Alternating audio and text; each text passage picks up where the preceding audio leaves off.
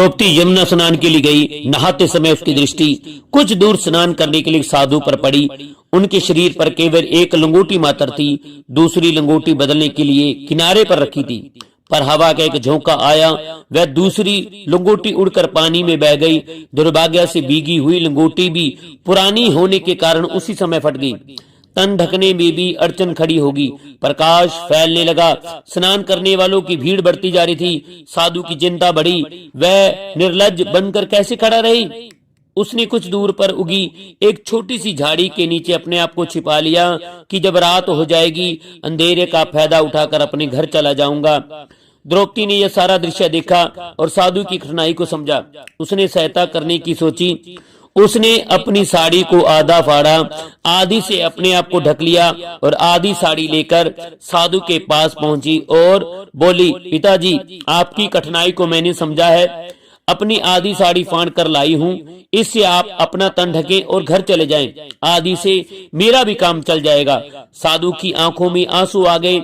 उसने कपड़े के टुकड़े को लिया, पहना और आशीर्वाद दिया कि भगवान सदा तुम्हारी लज्जा को ढका रहे। बात बहुत पुरानी हो गई। द्रौपदी को पांडव जुए में हार गए। दुशासन उसे भरी सभा में निवस्त्र करने के लिए उतारू हो गया। द्रौपदी के कहे शब्दों का बदला लेने के लिए आज यह युक्ति उसे सूझी थी।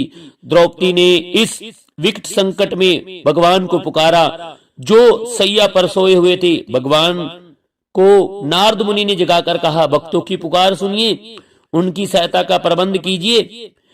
भगवान ने आंखें खोली और कहा, न मैं किसी की सहायता करता हूँ, न मैं चिंता में डालता हूँ। सभी अपने अपने कर्मों का फल भोगते हैं। द्रौपदी का कोई पिछला पुण्य हो तो पता लगाओ, उसके पुण्य होंगे तो बदला मिल जाएगा।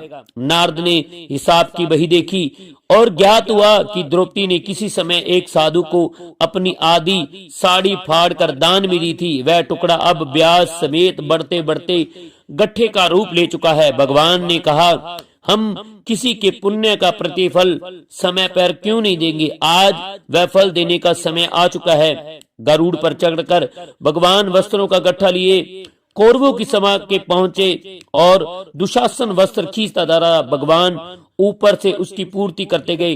खींचने वाले थक गए। वस्त्र बढ़ता गया। द्रौपदी की लाज बच गई। उसे आधी साड़ी के बदले आज हजारों गज कपड़ा मिल गया था। इस कहानी से हमें शिक्षा मिलती है कि यदि मनुष्य का स्वयं कुछ ना किया हो तो स्वयं विधाता भी उसकी सहायता नहीं कर सकते। इसलिए ज्यादा से ज्यादा हमें अच्छे कर्म करने चाहिए और किसी न किसी तरीके से हमें